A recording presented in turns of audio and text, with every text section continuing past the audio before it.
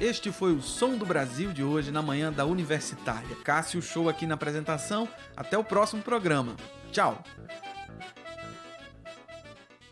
10h58. Universitária. ZYD 240, 99.9 MHz. FM. Universitária. Emissora da Universidade Federal de Pernambuco.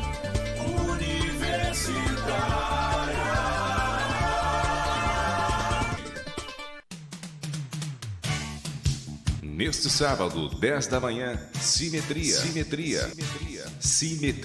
Um programa especial que aborda temas ligados à saúde, ecologia e religiosidade. Música, entrevistas e muita informação para pessoas especiais assim como você. Simetria, sábado, 10 da manhã, aqui na sua Rádio Universitária FM. Atenção! O Ministério da Saúde convoca todas as pessoas de 20 a 29 anos de idade para a vacinação contra o sarampo. Importante, mesmo quem já tomou uma dose da vacina, deve se vacinar. Por isso, de 18 a 30 de novembro, procure uma unidade de saúde e lembre-se de levar a caderneta de vacinação. Para você ficar protegido, é necessário tomar as 2 doses da vacina. Ministério da Saúde, Governo Federal, Pátria Amada Brasil.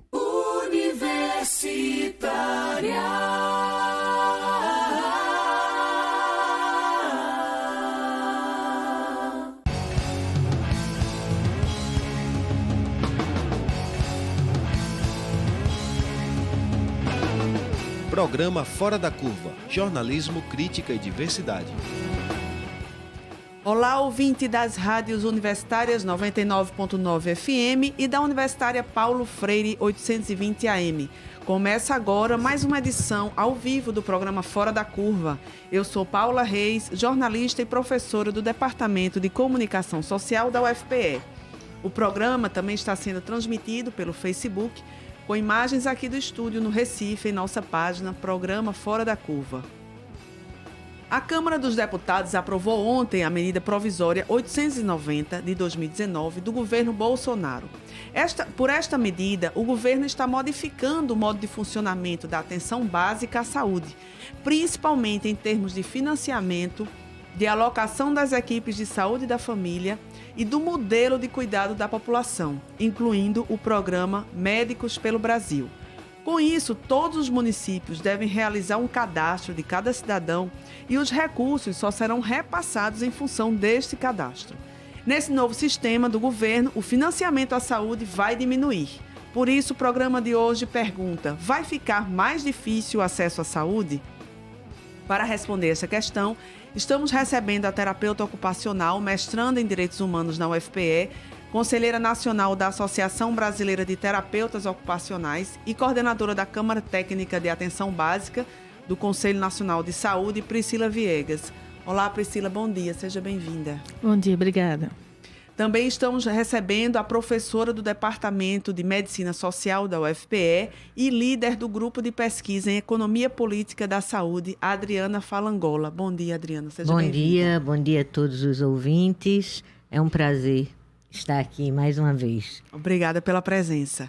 Quem quiser participar enviando seu comentário sobre a pergunta de hoje, pode mandar sua opinião através da página facebook.com/programa Fora da Curva.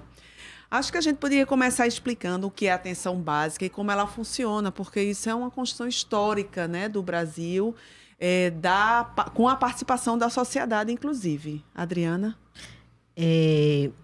Na verdade, esse investimento no que a gente chama de atenção básica aqui no Brasil e mundialmente trata-se por atenção primária em saúde, é um modelo que todas as evidências de estudos robustos, sérios, históricos, demonstram que é o caminho de maior efetividade, não é, para resultados positivos em saúde. O investimento na atenção básica, ele tem uma potência imensa, porque ele tem a possibilidade de resolver até 80% dos problemas de saúde da população. Então, você imagine isso em termos de custos sociais, custos emocionais, porque a gente sempre, por estar, né, militando na área da economia da saúde, parece que o foco é a questão do recurso financeiro, né? A gente trabalha numa perspectiva um pouco diferente. É claro que só se faz saúde com dinheiro. Sim. Né? E eu tenho muita aversão com aquele lema de fazer mais com menos. Não, na saúde pública, não é? A gente precisa fazer mais com mais. Sim. Isso é que é oportuno. E muito oportuno esse investimento na atenção básica. Então, como eu estava dizendo, hoje tudo que se fala são evidências científicas. Então, seguindo por esse caminho, todas as evidências científicas demonstram que o investimento na atenção primária é a opção quando se fala de um sistema de saúde sério, voltado aos interesses da população e que estejam trabalhando nessa perspectiva de garantir ganhos sociais, ganhos em saúde e, consequentemente, se você investe na atenção primária, você vai precisar menos da atenção especializada, não é? Que a gente chama de média e alta complexidade. Que, normalmente, quando o indivíduo chega nesse nível, ele pode estar cometido de sequelas. Então, aí é quando eu falo dos custos sociais, dos custos emocionais. Se você evita, né?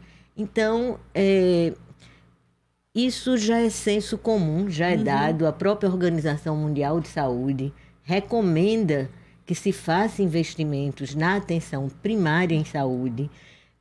Os países em que a Organização Mundial de Saúde indica como modelo de atenção são países que justamente têm esse investimento na atenção primária. Então, estar aqui hoje discutindo esse tema me parece bem oportuno, porque nesse momento, esse modelo que está colocado aí, ele vai na contramão de tudo isso que eu acabei de falar. Priscila, justamente essa questão que a professora Adriana trouxe, né? Quer dizer, a universalidade, né? A gente tem um sistema que garante a universalidade, né? A integralidade, e que isso está correndo risco, então, né? Então, né, é um prazer estar aqui, podendo estar falando sobre esse assunto. Acho que o que é importante te levar para nossas ouvintes e os nossos ouvintes é o que o SUS representa. Acho que é um ponto importante para a gente aproveitar, né, essa oportunidade de estar numa rádio, né, e estar compartilhando com eles que, na verdade, todas e todos usam o SUS. Nem precisa ser brasileiro, na verdade, para usar o SUS. Basta estar em território brasileiro. E essa que é a grande defesa que a gente faz dentro da nossa luta cotidiana, né, de manutenção desse sistema único, né, que não, o nome do SUS é sistema único, não é sistema público, né? Então, inclusive, quando a gente fala de setor privado, a gente também está falando, né, da gestão do SUS, desse setor privado que está na Constituição garantido, que inclusive ele deveria atuar de forma complementar, que infelizmente não é o que tem acontecido, né? Ele tem sobreposto, inclusive, abocanhado uma fatia importante do financiamento que já é pequeno, né, do nosso SUS. Né? Então, quando a gente está falando de atenção básica, a gente está falando daquele postinho que tem na comunidade, que as pessoas vão para tomar sua vacina, para dialogar com o médico, a médica, com a enfermeira, que fica o agente comunitário de saúde. Então, é desse SUS que a gente está falando mais especialmente com relação à mudança da proposta da portaria, né? Que é a grande questão do momento, né? Agora, nesse momento, o ataque frontal que a gente está tendo, né? Diante de todos os outros ataques que surgiram, é essa atenção básica aí, porque está vindo uma proposta de mudança de financiamento, mas é como bem a Adriana colocou, a gente não fala de números, porque a gente não está falando de pessoas como números, mas de pessoas como pessoas que têm necessidade de saúde que são imensuráveis. Na verdade, as necessidades de saúde, elas modificam, elas são de acordo com a realidade de cada pessoa, de cada sujeito, não só da pessoa em si, mas também dos seus territórios, né, que são dinâmicos, né, que têm lógicas de operar, né, como territórios diferentes da própria comunidade que está envolvida, né? Então, a nossa preocupação com todas essas mudanças que vêm é do ataque frontal a esse modelo, na verdade, de atenção, né? Porque ele está falando de um modelo de atenção que olha para a saúde como um direito, né? E não na lógica do mercado, na lógica financeira, de considerar pessoas como números, que é como está vindo essa proposta especialmente, mas que também tem relação com outras coisas que vêm acontecendo aí no cenário nacional e na conjuntura, que tem tentado, né, mudar a lógica e cada vez mais privatizar a saúde, considerar a pessoa como um número. Infelizmente, nosso sonho de consumo, falando como população brasileira, é de ter plano privado, quando na verdade a gente usa o SUS o tempo todo, inclusive os próprios planos privados usufruem do SUS, né? Você toma um copo d'água, você está usando SUS, vacina seu cachorro, usa SUS, tá no seu avião lá, confortável. Que é a vigilância sanitária, vigilância sanitária, exatamente, usa SUS. Então, o SUS, todas e todos, cidadãs e cidadãos brasileiros usam o SUS, né? Então, o ataque a essa lógica, que na verdade é uma lógica que olha para prevenção de agravos e doenças, promoção e proteção da saúde, que está sendo atacada, né, dentro dessa perspectiva de mudança, né, da lógica de operar o modelo de cuidado na ponta. Vamos começar, então, com essas mudanças que estão sendo propostas e como isso vai, enfim, dificultar o acesso à saúde, né? Acho que a gente podia começar falando sobre a questão mesmo do financiamento, né? Está mudando a lógica de financiamento do PAB fixo, né? E passando para ter em função de um cadastro. Como é hoje e qual é, então, essa modificação que o governo está operando, Adriana? Bom, eu acho que para a gente iniciar esse tema, a gente precisa voltar pelo menos até 1988, que é a nossa Constituição Federal, denominada de Constituição Cidadã, não por acaso. Então, o SUS está previsto na Constituição e ele tem princípios. Um desses princípios é a universalidade, como Priscila acabou de dizer, até quem acha que não usa o SUS é usuária do SUS. Sim. Então, o Brasil é o único país no mundo com essa dimensão territorial e essa população que ousou ter um sistema universal de saúde. Isso é uma preciosidade que precisa ser cuidada, que precisa ser defendida a todo custo. E o que esse modelo, não é? E essa mesma Constituição, a partir das leis orgânicas da saúde, ela prevê, não é? A Lei 8142 e a 8080, a participação da sociedade. Eu estou reforçando isso, porque eu acho que um pouco mais na frente a gente vai precisar voltar a essa questão. A participação da sociedade não é opção dos governantes. Ela está prevista em lei, por essa própria grandiosidade do sistema, que tem seus princípios, a universalidade, a equidade e a integralidade.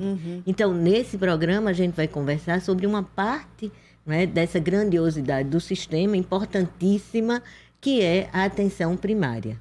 Então, hoje, a atenção primária, a atenção básica no Brasil, ela é financiada através do PAB fixo, o PAB variável e incentivos a programas estratégicos.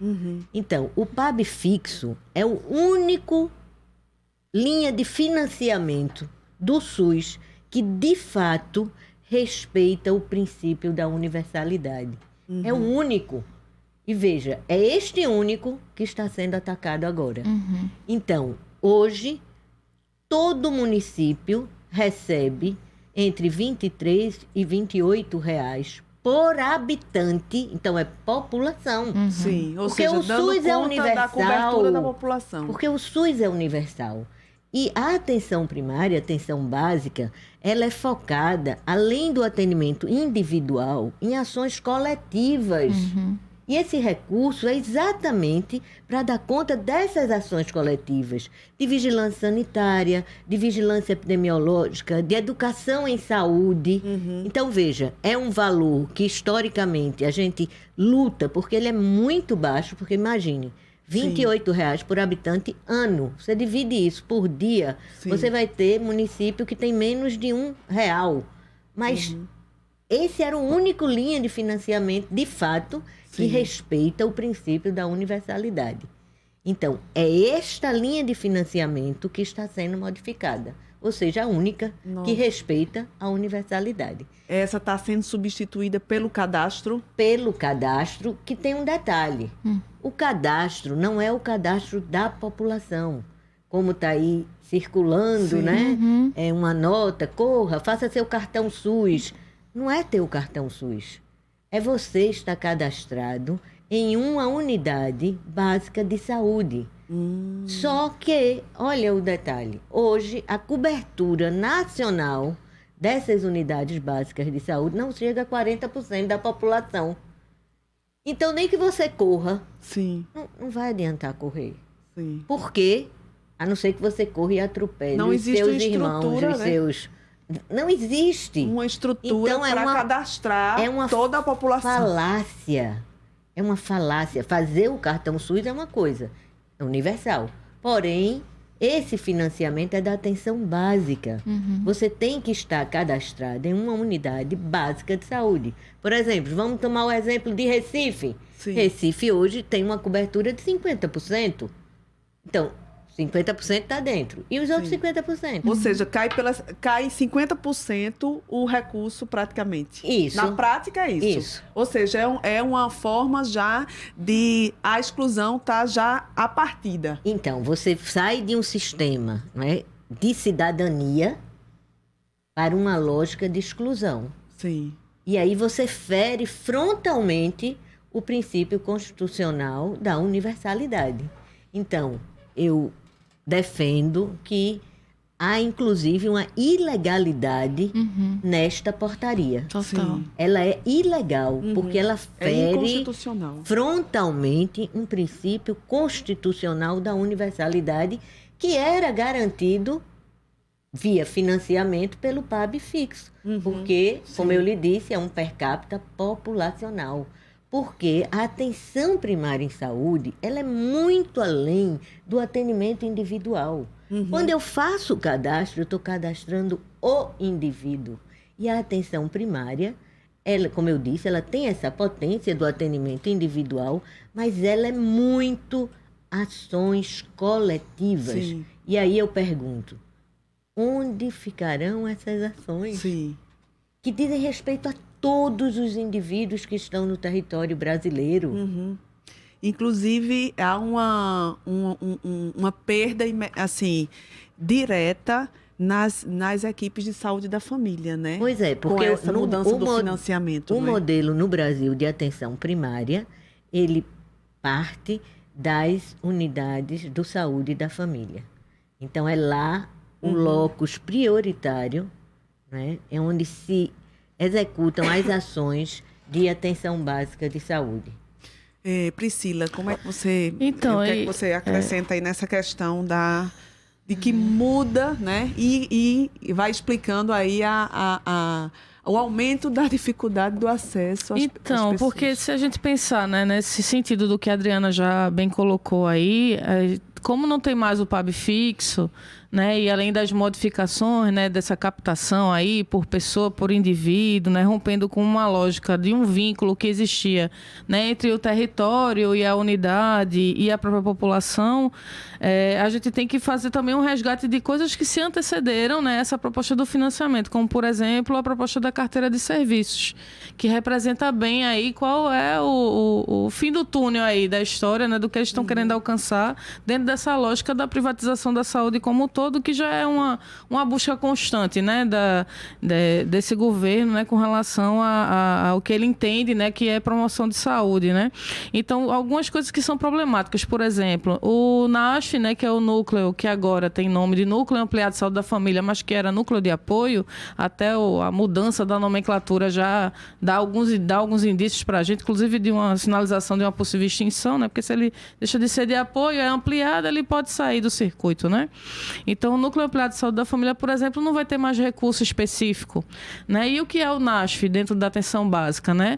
É aquele núcleo de equipe de pessoas, né? De equipe interprofissional, multidisciplinar, que a gente pode contar, para além do médico, da enfermeira, ACS, dentista, agente de saúde, auxiliar de saúde bucal dentro do postinho, a gente também pode contar, por exemplo, com fisioterapeuta, fonoaudiólogo, nutricionista, terapeuta ocupacional, uma equipe multidisciplinar. Isso, psicólogo, que é essa equipe que dá apoio, né, às estratégias, porque como a Adriana já colocou, né, a saúde no território, ela tem que se dar no âmbito da coletividade, porque não é só o sujeito, é como se você colocasse o indivíduo, né, como o único responsável pelas condições de saúde, quando na verdade a gente entende que existem determinantes de saúde que vão inclusive para além do próprio sujeito, né, as condições insalubres de vida mesmo, né, de onde ele reside, das condições de moradia, da falta de acesso à educação de qualidade, Sim. enfim. É uma visão integral, exatamente, né, da saúde. N não é só... outros fatores, né, que impactam diretamente na saúde do indivíduo na ponta e que a gente não pode só responsabilizar diretamente esse indivíduo, esse sujeito, né? Então, quando a gente pensa na perspectiva de ações coletivas, aí a atenção básica ela conta com esse núcleo, né, de saúde da família do Nacho, que para mim continua sendo um núcleo de apoio e não ampliado, apesar da mudança da nomenclatura, e aí não vem mais esse recurso específico ficando, né, à mercê da boa vontade e do bom senso da gestão, né, que a gente sabe que o SUS ele já é subfinanciado, ou seja, ele já tem pouco recurso desde a sua origem, né, porque como a Adriana bem colocou, foi uma ousadia da gente, né, propor um sistema desse porte num país como o nosso, né, de tanta diferença, né, tão amplo, tão abrangente, de um território tão extenso, né, então existem esses desafios, só que na verdade a proposta não é da extinção, porque agora o que eu fico meio que identificando e o que a gente tem problematizado nos espaços que a gente faz discussão é de que existe uma tendência agora de redução cada vez mais dos direitos, de menos saúde para a população na perspectiva de justificar uma possível privatização, porque se o serviço público não funciona e aí tudo que está sendo atacado é aquilo que viabiliza o serviço público, né? Seja na área de saúde, assistência social, da educação, tudo que representa direitos sociais duramente conquistados estão sendo atacados de forma que as pessoas percam direitos. E aí se justifique também, inclusive, a própria privatização, né? Então, se a gente olhar para isso, houve uma proposta de carteira de serviços antes dessa proposta da mudança do próprio financiamento, que vem junto com o número de pessoas cadastradas que se constituem, né, como instrumentos, inclusive, que referendam o estabelecimento de contratos. E aí, pegando um pouco um gancho no que tu coloca no começo da medida provisória 890, que inclusive a gente está na efervescência dessa discussão, né? Ontem, na Câmara, foi votada a medida provisória, né? Hoje estão sendo votadas as emendas, e aí a medida provisória ela sinaliza para a criação de uma agência, que é a ADAPS, né? Que é a Agência de Desenvolvimento da Atenção Primária à Saúde, que nada mais é do que a própria privatização, porque ela vai poder estabelecer contratos, né? Então, está sendo privatizado. Inclusive, foram feitas propostas, né, da bancada progressista para que se pensasse, no caso, numa instituição de âmbito público, que o pessoal fosse contratado via concurso público, e claro que isso foi eliminado e rejeitado da proposta. Então, está se encaminhando para a criação de uma agência que é diferente do que a gente tem hoje em Pernambuco, dessa configuração de OS, né?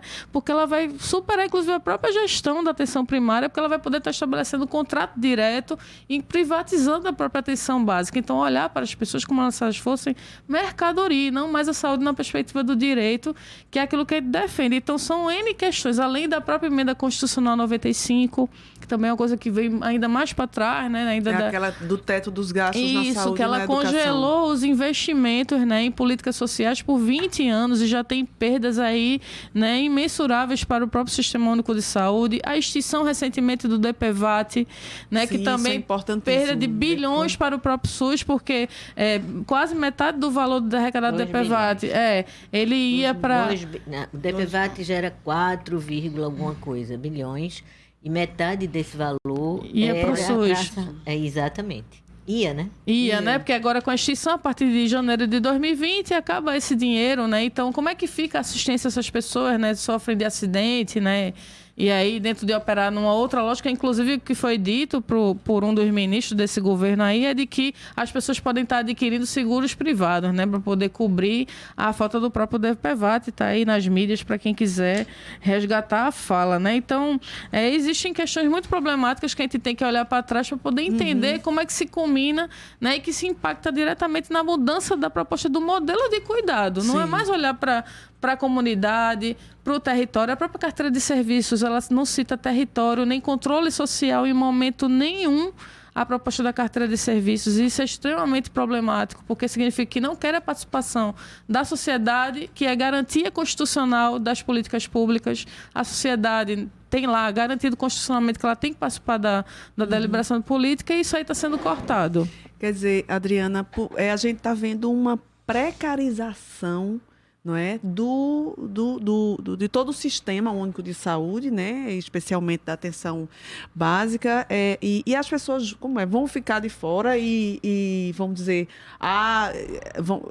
uma tentativa de planos de saúde talvez mais populares ganharem terreno aí. Como é que a gente vê relação com a privatização, esse paradigma de saúde como mercadoria, né? Bom, são várias medidas que o governo vem tomando já há algum tempo em relação a essa mudança de lógica, não é? De uma atenção focada no cidadão, não é? Aquela prevista lá na Constituição.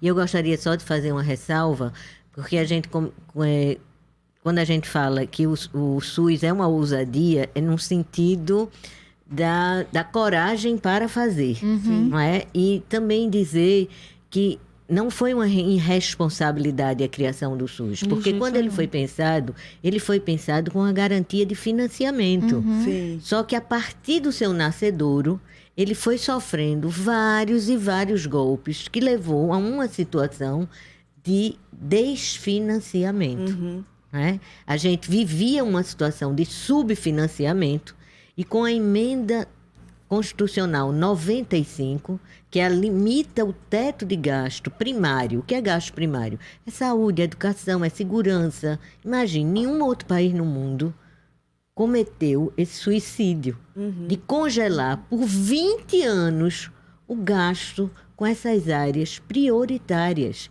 deixando livre o que a gente chama do gasto financeiro. Então, isso é inaceitável. Sim. Então, a gente tem que entender que a gente vivia um subfinanciamento, né? Mas lembrar que o SUS foi criado com responsabilidade, Sim. com linhas de financiamento, com orçamento da Seguridade Social. Sim. Então, assim, e que a partir daí ele foi sofrendo ataques, e passamos a viver uma situação de subfinanciamento. Hoje a gente vive uma situação de desfinanciamento. Isso só para colocar uma questão para você explicar nessa relação, quer dizer, ao mesmo tempo vai crescendo um discurso na mídia comercial e no senso comum de que a gestão pública não funciona, de que o SUS não funciona e o jeito é todo mundo ir correr para os planos privados, Pois né? Recentemente, a semana passada, o diretor da OPAS no Brasil, ele deu uma entrevista e ele fala exatamente sobre isso, né? Sobre essa questão de querer levar sempre a narrativa para a incompetência da gestão pública.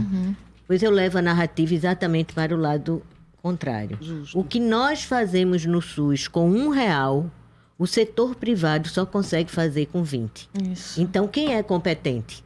Pois é. Me diga, quem é competente? Não é? Pois é, Vamos pensar transplante nesse país. Quem é que faz transplante nesse país? 90% dos transplantes feitos nesse país são feitos no SUS. Então, não tem como. Isso é uma narrativa, não é? Para desconstruir a potência do setor público em prol de um interesse privado, não é? Com planos de saúde de cestas básicas, que o indivíduo vai cair numa falácia, porque esses planos, na hora em que ele precisar, está lá na letrinha miúda, que ele está descoberto e que ele vai ter que recorrer, de fato, ao SUS. Então, a Agência de Desenvolvimento da Atenção Primária, que está sendo criada aí pela medida provisória 890, ela é o esteio legal para permitir essa relação entre o Fundo Público de Saúde a ser colocado à disposição do setor privado. Eu acho que isso daria um programa, a gente discutir, não é? Onde é que saúde, até pelos economistas hards, eles colocam a inadequação de colocar saúde numa lógica de mercado. Não tem como. Porque se eu perguntar a você ou a um dos ouvintes, quanto vale a sua saúde? Você coloca preço? Não tem preço. Pois é, mas o setor privado coloca. E eu lhe digo, não vale quase nada. É mesmo.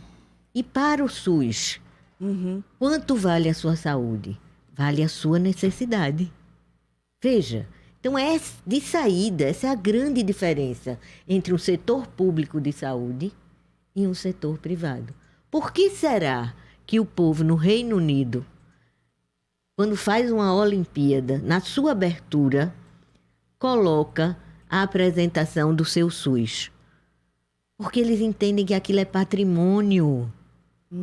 É um patrimônio. Não é? O que é que você coloca numa abertura dos jogos? Sim, o que você tem de melhor, o que você se orgulha. Eles apresentaram Aqui é o contrário. o Todo mundo Sistema fala do mal. Nacional de Saúde deles. Porque tem essa compreensão de que saúde não se encaixa na lógica de mercado. Então, o que a gente está propondo, o que esse país está propondo, que esse governo está propondo agora, né, é um caminho para essa lógica, para a lógica da privatização. E aí ele destrói o que a gente tem de maior potência. É inegável, não tem como negar a relação entre ampliação das unidades de saúde da família e a queda drástica da mortalidade infantil. Então, como é que você... Vamos usar um dito popular. Em time que se está ganhando, você mexe? Não. Mas esse governo está propondo mexer em algo que tem concretude. São dados concretos, são evidências científicas que mostram a potência que essa lógica tem. A gente vai para um rápido intervalo e já volta para discutir. Vai ficar mais difícil o acesso à saúde aqui na Rádio Universitária, a nossa rádio pública. Fora da Curva, jornalismo analítico na Rádio Universitária, a nossa rádio pública. Universitária FM 40 anos. O futuro a gente faz com você. Eu gosto de brincar de detetive. Eu gosto de brincar de bola. Eu não gosto de brincar de esconde-esconde. O abuso sexual infantil é um assunto delicado no nosso país. Seja pelo silêncio da vítima, que pode não entender o que está acontecendo, ou da família, que sente vergonha do abuso. Quebrar o silêncio é ajudar outras vítimas de abuso sexual infantil. As vítimas têm medo de falar o problema para alguém. Preste atenção. Alteração de humor, vergonha, agressividade, medo não são comportamentos normais. Fique ligado. Não se cale, denuncie. Disque 100. A sua denúncia é essencial para mudar essa realidade. Dia 18 de maio, Dia Nacional de Combate ao Abuso Sexual de Crianças e Adolescentes. Infâncias Protegidas. Quem é você na rede de proteção? Uma campanha do Observatório de Mídia e dos alunos de Rádio, TV e Internet da Universidade Federal de Pernambuco.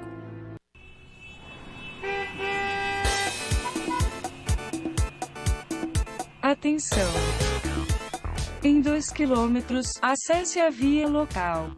Até chegar lá, salve a 99.9 no seu rádio. É mais cultura, informação e boa música. Universitária FM, a nossa rádio pública. Você chegou ao seu destino. Atenção! O Ministério da Saúde convoca todas as pessoas de 20 a 29 anos de idade para a vacinação contra o sarampo. Importante, mesmo quem já tomou uma dose da vacina, deve se vacinar. Por isso, de 18 a 30 de novembro, procure uma unidade de saúde e lembre-se de levar a caderneta de vacinação. Para você ficar protegido, é necessário tomar as 2 doses da vacina.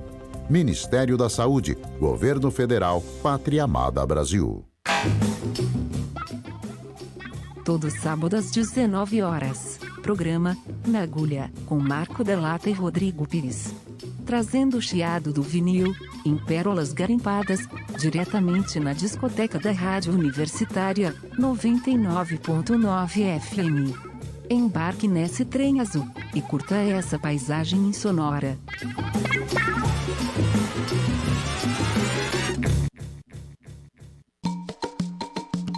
Oh,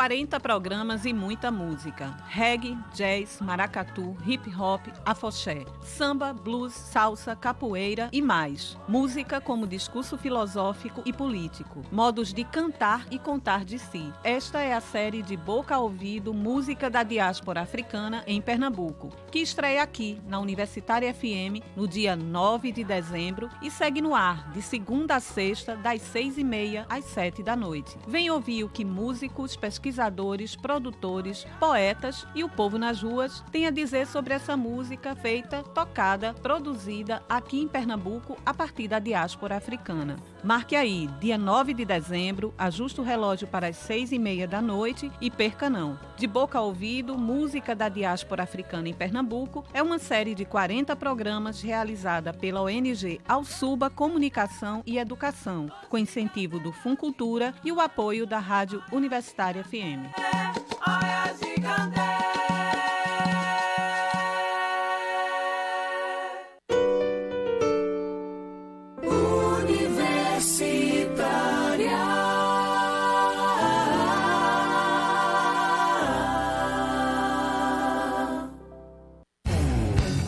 Programa Fora da Curva. Informação a serviço da maioria. O programa Fora da Curva está de volta e hoje nós estamos perguntando por que vai ficar difícil o acesso à saúde. Para fazer essa análise, recebemos a terapeuta ocupacional, mestranda em Direitos Humanos na UFPE, conselheira nacional da Associação Brasileira de Terapeutas Ocupacionais e coordenadora da Câmara Técnica de Atenção Básica, Priscila Viegas. E também recebemos a professora do Departamento de Medicina Social da UFPE e líder do Grupo de Pesquisa em Economia Política da Saúde, Adriana Falangola. Vamos dar uma olhadinha aqui na interação dos ouvintes.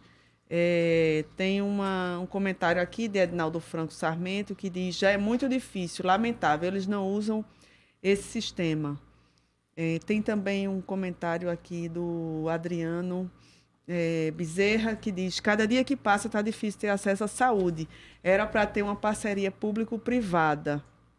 Depois ele comenta que ter plano de saúde é a pior coisa.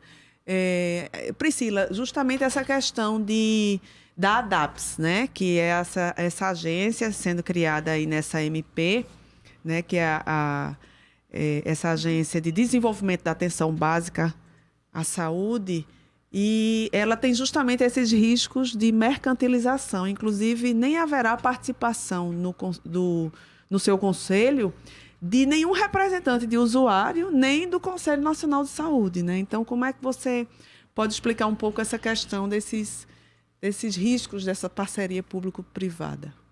Então, acho que como a Adriana já falou, falar da MP 890 daria um outro programa, né? Que ela traz no corpo dela, ela fala desse programa Médicos pelo Brasil, né? Que vem na proposta de substituir o programa Mais Médicos, mas não cumpre isso.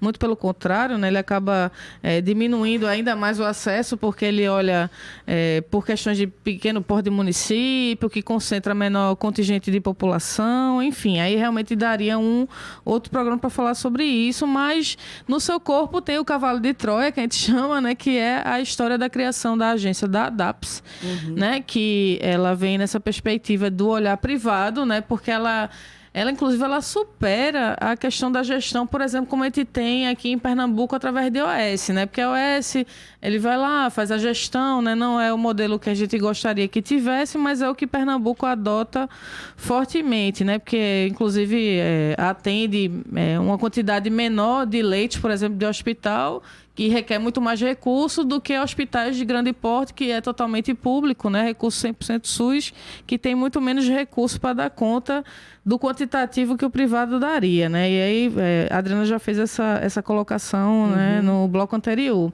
E aí, o grande risco é esse, do olhar para a pessoa como número, né? Porque tudo que é privado, ele vai estar vislumbrando no final o lucro. Não tem como não pensar, mesmo que seja sem fins lucrativos, tudo que ele vai estar fazendo é em detrimento, né, do melhor uso do recurso, mas não é no sentido de olhar para a demanda da população.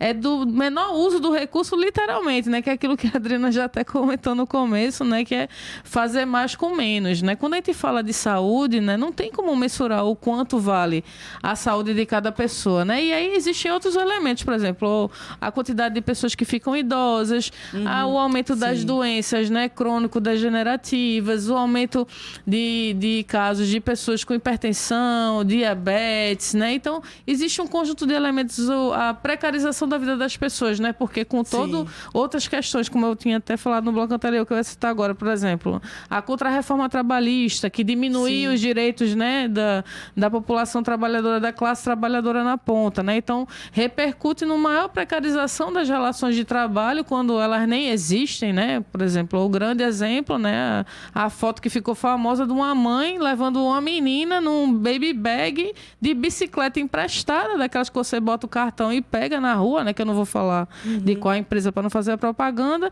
e levando, né, aquelas comida, né, que o pessoal pede, né, por aplicativo, né? Então, a melhor representação da precarização das relações de trabalho está aí, porque aquela pessoa não tem direito nenhum. Se acontecer alguma coisa com ela no meio do caminho, ela não está coberta de nada, né? Não tem nenhuma garantia, não vai ter direito a uma licença, né? Não vai ter auxílio-doença, enfim, ela não está coberta de nada. Então, o aumento da precarização da vida das pessoas também repercute diretamente, né, no aumento do uso também do recurso da saúde na ponta, porque são menos pessoas assistidas, né? Elas estão em condições de vida mais vulneráveis e mais precárias, né? Então, o fato de pensar nessa agência, né, vem mesmo na linha da lógica da privatização da saúde, né? E aí, tudo que tem sido feito, eles criam instrumentos, né, para que realmente se olhe para a pessoa como um número e não necessariamente vai atender a demanda dessa população. E é como a gente está batendo na tecla desde o começo.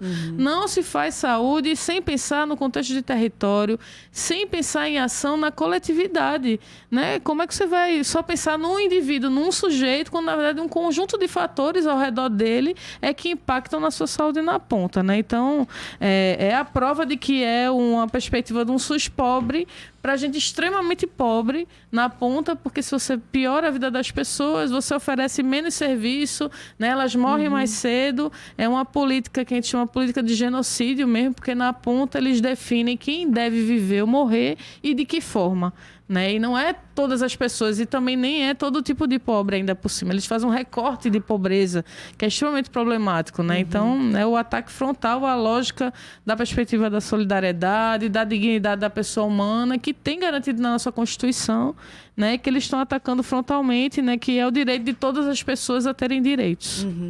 Adriana, nessa MP 890, vem também o programa Médicos pelo Brasil, substituindo o programa Mais Médicos, né?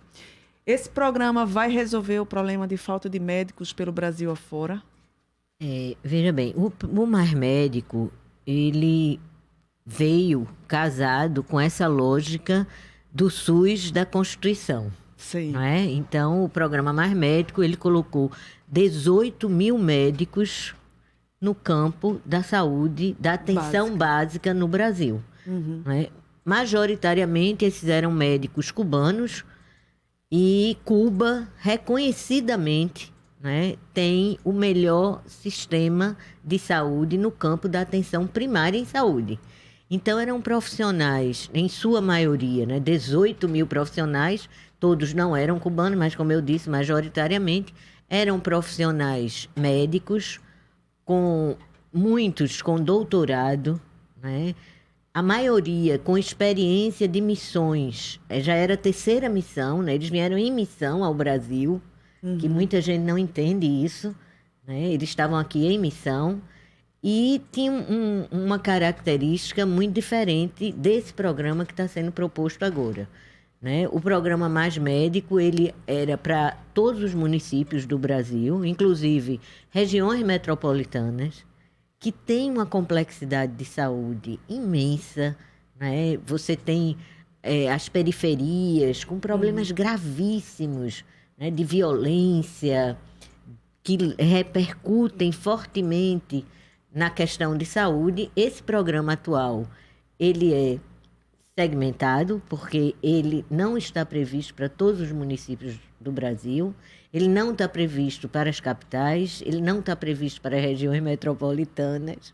Então, ele é parcial, não é? Ele não tem a dimensão e a potência do Mais Médico. E ele prevê também uma relação de trabalho diferenciada que desfavorece o profissional. Como é isso? O mais médico, o profissional recebia o salário na modalidade de bolsa. Então, ele estava liberado, por exemplo, de imposto de renda. Então, era um salário, vamos dizer, cheio. Sim. Né? Agora, não. Agora, ele não vai ser mais por essa lógica. Né? Então, vai ter descontos. É um pouco diferente. Né? Mas, voltando a essa questão da portaria, né, da 2979, essa portaria ela foi aprovada na CIT, na Comissão Intergestores Tripartite, que não tem a participação da sociedade civil, como é o Conselho de Saúde. Não é? O conselho criado por lei, ao conselho cabe deliberar a política de saúde. Então, uma portaria dessa natureza, obrigatoriamente, ela tem que passar pelo conselho. Sim. Não é? E o que é que aconteceu? Vamos dizer que esse processo foi atropelado. O mais estranho é que quem tem assento na CIT é o Ministério da Saúde, é a representação dos secretários municipais de saúde e de secretários estaduais de saúde. Os secretários municipais via o CONASEMES, que é o coletivo... Basicamente é o poder executivo. Isso. Né? E por isso que ela não tem poder de deliberação. Sim. Né? Esse poder de deliberação é do conselho. Sim. Porque aí o conselho, sim. Tem a o conselho tem da sociedade. 50% usuário, 25% trabalhador em saúde e 25% prestador público e privado. Então, essa é a instância de deliberação da política. E a reunião do Conselho Nacional de Saúde, para deliberar essa temática, ela está agendada para o dia 12. Dia 5 de dezembro. Como que a portaria já está promulgada? Se não houve essa discussão. Não é? Mas o que eu queria... Ou seja, um desrespeito total ao procedimento legal. Isso. Mas o que é mais estranho, que eu digo disso que está acontecendo, é esta portaria ter sido aprovada na CIT, ou seja, foram secretários municipais e estaduais, não é? E há uma narrativa de que vai ser colocado 2 bilhões a mais para a saúde. Gente... De onde esse dinheiro? De onde? Esqueceram da emenda constitucional 29? Ela congela por 20 anos. E sabe de onde vai sair esse dinheiro? Aí é onde vem a tragédia. Não é? A maior tragédia. Né? Toda a nossa lógica constitucional, ela está baseada na solidariedade. Né? Na solidariedade entre os entes, né? Municipal, estadual e federal, e entre os próprios entes, entre os municípios. Né? A solidariedade, ela é a base de um sistema universal de saúde. Se não houver solidariedade, a gente vai viver aquilo que a gente já viveu e que não funcionou, que foi a época da municipalização. O município se organizava, mas os que estavam no entorno não tinham a mesma capacidade e aquela organização era implodida por esses que estão no entorno. O que está se propondo agora é uma volta a essa lógica. Como que você volta ao que você já viveu e que não funcionou? Então, toda a lógica da solidariedade, ela está sendo destruída. E eu queria lhe pedir licença para ler aqui uma frase do atual ministro da Saúde, comprovando isso que eu estou lhe dizendo, né? Então, ele diz que esse modelo de financiamento da atenção básica, eu vou ler aqui a frase, ele diz que é um modelo inédito que vai premiar municípios que atingirem os melhores resultados no SUS. Então, você vai criar uma concorrência, Meu Deus. Não é? Que essa é a lógica do setor privado. O setor privado, ele sobrevive na concorrência. Por isso que existe o público. E a concorrência aí para menos, né? Então, quem gastar menos, pelo menos. Os melhores, o que é ser melhor? É isso que eu quero saber, qual é o critério dessa concorrência. O que é ser concorrência? melhor, né? Os melhores seguirão. E os que não são os melhores? Porque do olhar do recurso público, onde é que a gente deve investir? Em quem mais precisa ou em quem menos precisa? Exato. Então, esta lógica aqui, ela é perversa. É uma distorção ela total. É perversa. Então, você vai... É a frase, viu? Isso aqui é ipsiliter. Então, você vai premiar quem está bem e quem não está bem. Você vai premiar quem gasta menos, não é isso? Pela lógica aí. Quem gasta dentro dessa lógica da captação, que é individual. E aí eu pergunto, onde ficarão as ações coletivas? Sim. As ações de vigilância sanitária, que a maioria está invisível, mas que são fundamentais para a nossa vida. Sim. É o restaurante que você vai, que está lá. Ou seja, você vai a um restaurante, o restaurante não está com a cozinha adequada, você não tem mais a quem recorrer. Não vai ter.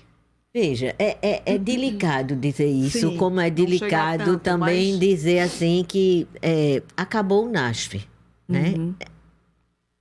O Ministério pode tranquilamente dizer, não, o NASF não acabou. O município ele não vai ter esse recurso que ele vai receber por pessoa cadastrada. O gestor pode optar por investir no NASF. Mas como? Tá certo? É aquele lençol curto, né? Curtíssimo. Você puxa para Mas um lado veja, e falta para o outro. Ao mesmo tempo que ele diz isso, vai ter um valor que o município vai receber por desempenho. Tá? E esses indicadores que vão avaliar esse desempenho ainda não foram divulgados. A gente não sabe que indicadores são esses. Mas pela narrativa, pelo que a gente anda ouvindo, pela lógica da portaria, é muito provável que esses indicadores estejam baseados em consulta. Ou seja, atendimento individual. Nossa. Então, se eu estou sendo avaliado por consulta, e quanto melhor avaliado eu estiver, eu vou ser premiado. Premiado significa recurso. Então, eu vou investir em consulta médica ou eu vou investir no NASF? Entendeu? Sim. Então ele vai dizer, não está proibido ter Quer NASF. dizer, Mas como eu vou viabilizar o meu bom desempenho, que está dito aqui, para ser premiado, se eu não sigo a cartilha do atendimento individual? Não é? Então, esse atendimento individual, que é muito importante, mas que não, por si só, não impacta nos indicadores de saúde populacionais. Sim. Entendeu? Sim. Então, eu não digo que você não pode fazer. É o abandono do coletivo. Isso. Eu não digo que não pode fazer. Faça. Mas, se você fizer o individual, você será premiado. E você vai fazer o quê? Você vai optar por fazer aquilo que vai lhe dar prêmio. Então, toda a lógica da solidariedade, não é, entre os municípios, ela não está sendo mais valorizada. Sim. Então, a discussão ela tem que ser muito maior, porque só existe NASF porque existe atenção primária. E só existe atenção primária porque existe SUS. Sim. Quer dizer, a gente está vendo realmente como a lógica mercantilista, que também é individualista, ela está entrando, penetrando e modificando por dentro o sistema. Isso. Totalmente, e aí eu quero né? incluir algumas falas aqui de ouvintes que diz assim... Robélia Lopes diz, parabéns, programa Fora da Curva, pelo tema tão relevante para a nossa sociedade. Áurea Lima, o acesso à saúde agora virou prêmio para poucos. Senhor ministro, difícil ouvir isso. Né? Então, quer dizer, a gente está vendo realmente a individualização total, né? da saúde primária, né? E se a gente for considerar, por exemplo, que a consulta como foco, né, como a Adriana está colocando aí, é bem importante a gente pensar nisso mesmo. O que, na verdade, é ter saúde e o que a gente precisa para alcançar essa saúde no território, né? Porque aí a consulta, no final das contas, ela não é o resultado, ela faz parte do processo. Né? A gente não está desconsiderando a importância da consulta médica, mas a partir do momento que ele tem essa lógica individualista, de olhar para um sujeito só, sem considerar os seus determinantes sociais, o território, a comunidade, a participação social, que é o que está sendo duramente atacado com essa portaria, que aí o que a Adriana coloca é bem importante, né? O Conselho Nacional de Saúde, ele não foi chamado para contribuição, não foi colocado na deliberação, a gente não desconsidera o espaço de pactuação da CIT, ele é o espaço legítimo da gestão, de pactuação, de discussão de gestores, secretários municipais, secretários estaduais e ministério. Pois é, apesar do governo querer retirar a participação social, a sociedade continua participando, né? Eu queria até que vocês colocassem aí os caminhos da participação e da reação a isso, né? Tem essa questão do ponto de vista do Congresso, né, que o deputado federal Alexandre Padilha e o senador Humberto Costa, eles estão apresentando um projeto de decreto legislativo para assustar essa portaria, isso, né, Adriana? Exatamente isso que eu estava dizendo, né? Tanto o deputado Alexandre Padilha como o senador Humberto Costa, eles entraram com esse recurso, que é um projeto de decreto legislativo. Isso. E a motivação é suspender a portaria. Sim, né? Não houve discussão. É uma portaria goela abaixo, sem nenhuma discussão, inclusive nos entes subnacionais. Né? Não houve essa possibilidade e muito menos... Né? Havendo esse desrespeito ao Conselho Nacional de Saúde, que é a instância legítima e legal para que haja essa discussão. Então, eu queria também frisar que, apesar da gente citar aqui a CIT, né, isso se dando nesse nível, né, dos gestores da saúde, mas a gente já vê algumas reações de coletivos de secretários municipais de saúde, como, por exemplo, o coletivo do Rio de Janeiro e de São Paulo. Né? O coletivo de São Paulo fez uma carta, né, se colocando totalmente contrário à portaria, né, dizendo quanto que o estado de São Paulo vai perder, né, os municípios, na casa de 700 milhões com essa portaria. O estado de Pernambuco, a gente iniciou um exercício, né, eu trouxe inclusive aqui, e, assim, a grosso modo, a gente já vê que 60 municípios do estado vão perder recurso. Nossa. Vai haver redução de recurso para 60 municípios do estado. E eu pergunto, será que esses secretários de saúde, com assento na CIT, entenderam o que de fato representa essa portaria? Que ela, inclusive, representa perda no orçamento que já é extremamente limitado, que já deixa os municípios numa situação, assim, hoje, a maior parte do recurso da saúde está sendo alocada pelos municípios, quando o município é o menor arrecadador.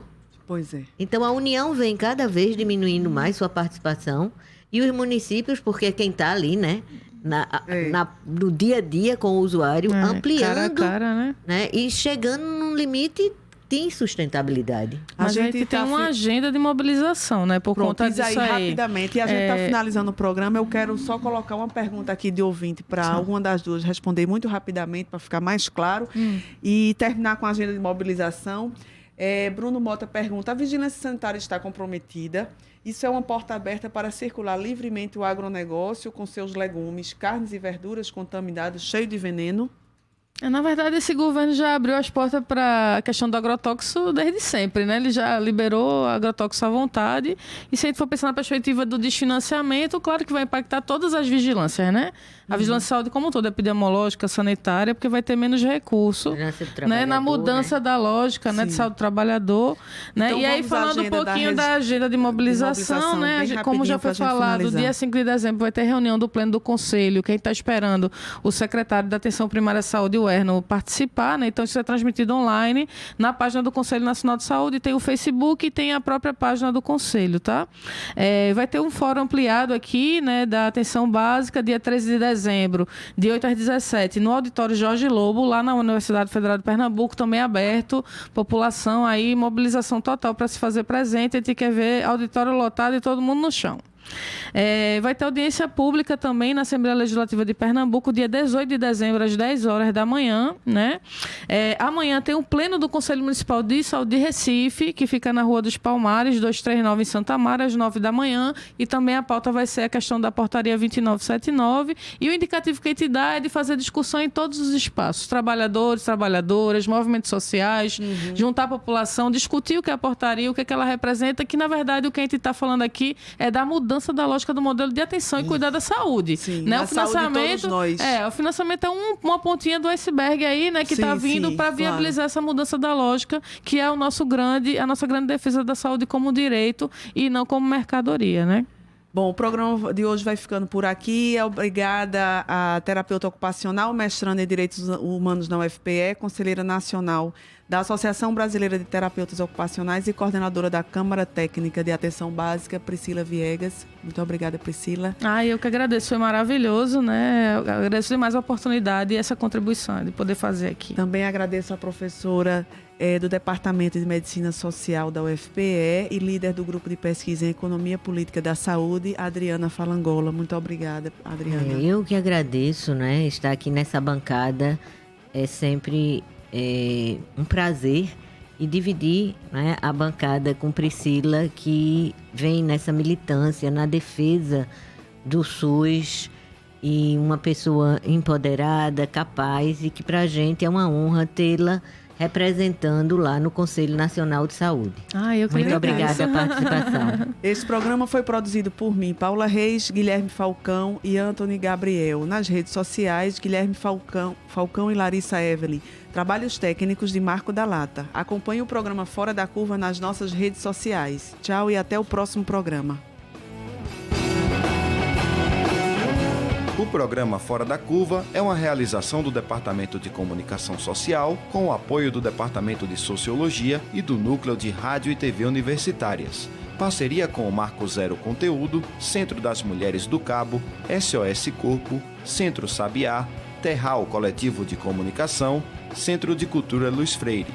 Esse programa fica disponível em nossa página do Facebook e no canal do YouTube. Acompanhe as nossas redes sociais, porque nós também divulgamos por lá muita informação que você não vê por aí. A música tema deste programa foi composta pela banda Diablo Motor. Programa Fora da Curva. A gente fala o que a maioria cala.